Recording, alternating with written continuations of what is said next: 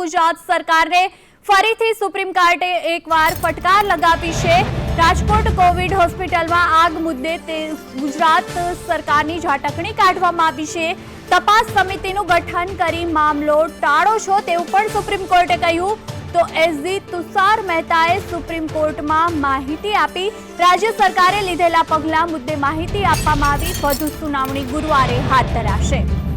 तो आंगे वधु माहिती माटे जोड़ाया छे दिल्ली थी हमारा संवाददाता अजय यादव फोन लाइन पर। जी अजय जी, सुप्रीम कोर्ट में सुनवाई हुई है, क्या कहा सुप्रीम कोर्ट ने? देखिए, पिछली बार जब कोरोना के मामले में सुनवाई हो रही थी उसी दिन राजकोट का पूरा हादसा हुआ था जिसमें 5 लोगों की डेथ हो गई थी फायर लगने से। उसी बात पे सुप्रीम कोर्ट ने स्वतः संज्ञान लिया था और गुजरात सरकार को कहा था कि इस मामले में आप अपनी डिटेल रिपोर्ट सबमिट कीजिए। और आज जब इस मामले में सुनवाई शुरू हुई तो कहीं न कहीं जो गुजरात सरकार की तरफ से जो रिपोर्ट दाखिल की गई थी उसको लेकर के सुप्रीम कोर्ट ने असंतुष्टि जाहिर की और कहा कि जिस तरह से ये रिपोर्ट दाखिल की गई है ये नाकाफी है और ये बताता है कि आप लोग इस मामले को लेकर के पूरा तौर पे सीरियस नहीं है।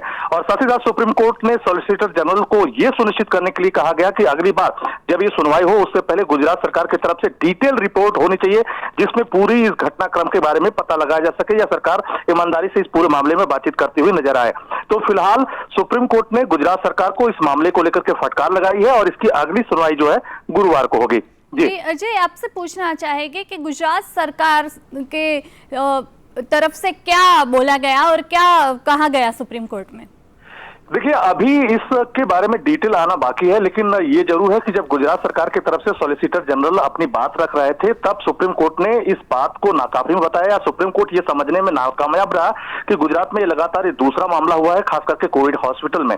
तो ये लापरवाही किस तरह से बढ़ती जा रही है और खास करके एक ऐसे वक्त में जब कोरोना को लेकर के पूरे देश को संजीदा होना चाहिए, वैसे गुजरात में इस तरह की लापरवाहियां देखने को मिल रही है। तो कहीं ना कहीं सुप्रीम कोर्ट को यह लगा कि जो रिपोर्ट दाखिल की गई है वो इस पूरे इंसिडेंट को समझने में नाकाफी है और इसी बात को लेकर के सुप्रीम कोर्ट ने कहा कि आप इसकी डिटेल रिपोर्ट भेजिए या रखिए ताकि ये पता लगाया जा सके या जाना जा सके कि आखिर इस तरह की लापरवाही कैसे बरती गई और इस पे सरकार का क्या रुख है।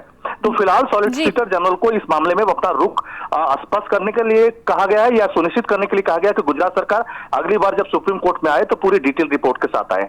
जी धन्यवाद अजय इस समग्र जानकारी के लिए।